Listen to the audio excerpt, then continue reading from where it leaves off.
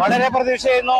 സുരേഷ് ഗോപിയെ സംബന്ധിച്ചിടത്തോളം തൃശൂർ നിയോജകമണ്ഡലത്തില്, പാർലമെന്റ് നിയോജകമണ്ഡലത്തില് നമുക്കറിയാം ഇവിടുത്തെ എല്ലാ ജനവിഭാഗങ്ങളും ഒരേപോലെ കൈകോർത്ത് പിടിച്ചുകൊണ്ട് സുരേഷ് ഗോപിയുടെ വിജയത്തിന് വേണ്ടി മുന്നിട്ടിറങ്ങി.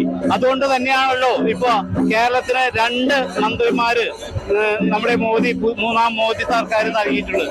അത് തന്നെയാണ് ന്യൂനപക്ഷങ്ങളുടെ വോട്ട് ഒരുപാട് നമുക്ക് കിട്ടിയിട്ടുണ്ട്. എന്തായാലും ഈ സുരേഷ് ഗോപിയുടെ വിജയം നമ്മുടെ കേരളത്തിന് 2 മന്ത്രിമാരെയാണ് സമ്മാനമായി കിട്ടിയിട്ടുള്ളത്. കരുവന്നൂർ വിഷയം ഏത് തരത്തിലാണ് ഇടതുപക്ഷത്തെ ബാധിച്ചത്?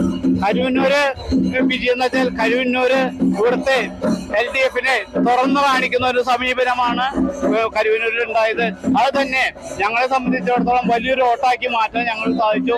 നേരത്തെ കൃപേഷ് പറഞ്ഞ പോലെ ഇന്ന് ഇരിങ്ങാലക്കുട നിയോജകമണ്ഡലത്തിലെ 6 പഞ്ചായത്തുകളും മുനിസിപ്പാലിറ്റിയും മുന്നിട്ട് നിൽക്കാണ്.